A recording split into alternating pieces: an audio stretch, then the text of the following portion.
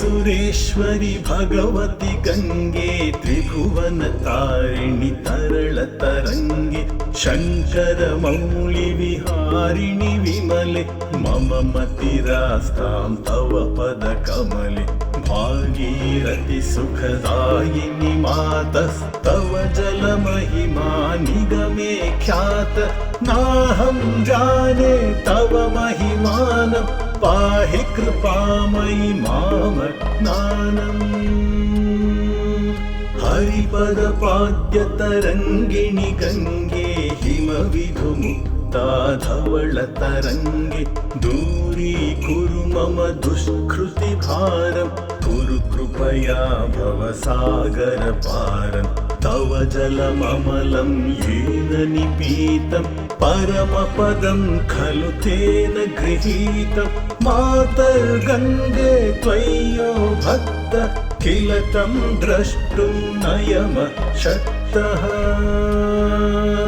पतितोद्धारिणि जाह्नवी गङ्गे खण्डित गिरिवर मण्डित भङ्गे भीष्मजननि हे मुनिवर कन्ये पतित निवारिणि त्रिभुवन धन्ये कल्पलतामिव फलदां लोके प्रणमति यस्त्वां न पतति शोके पारावार विहारिणि गङ्गे विमुखयुवति कृत तरलापाङ्गे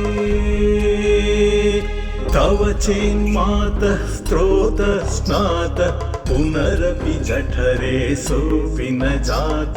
नरकनिवारिणि जाह्नवी गङ्गे कलुषविनाशिनि महिमोत्तुङ्गे पुनरसदङ्गे पुण्यतरङ्गे जय जय जाह्नवी करुणापाङ्गे इन्द्रमुकुटमणिराजितचरणे सुखदे शुभदे भृत्यशरण्ये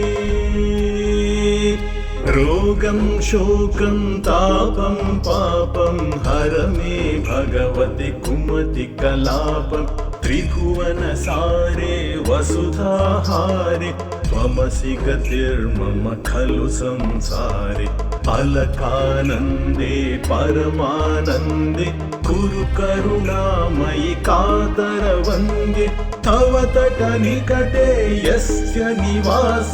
खलु वैकुण्ठे तस्य निवासः वरमिह नीरे कमठो मीन किं वा तीरे शरट क्षीण अथवा श्वपचो मलिनो दीन तव नहि दूरे नृपति कुलीन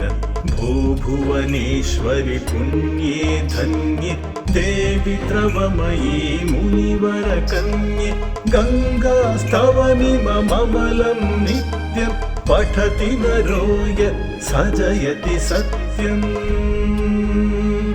येषां हृदये गङ्गा भक्तिः तेषां भवति सदा सुखमुक्तिः मधुरा कान्ता पञ्जुटिकाभिः परमानन्दकलितललिताभिः गङ्गास्तोत्रमिदं भवसारं वाञ्छितफलदं विमलं सारं शङ्करसेवक शङ्कररचितं पठति सुखी तव इति च समाप्तम्